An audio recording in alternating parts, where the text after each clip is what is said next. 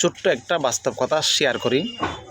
যারা শ্রীমদ্ ভগবদ গীতাকে বুকে নয়, যারা হৃদয়ে ধারণ করেছে, তারা কখনো মনসা পূজায় বলি দিতে পারে না। যারা শ্রীমদ্ ভগবদ গীতাকে হৃদয়ে ধারণ করেছে, তারা বলিকে সমর্থন করে না। আর যারা বর্তমান পুরুষোত্তমকে স্মরণ করেছেন, অর্থাৎ শ্রী শ্রী ঠাকুর অনুকূলচন্দ্রের দীক্ষিত হয়েছেন,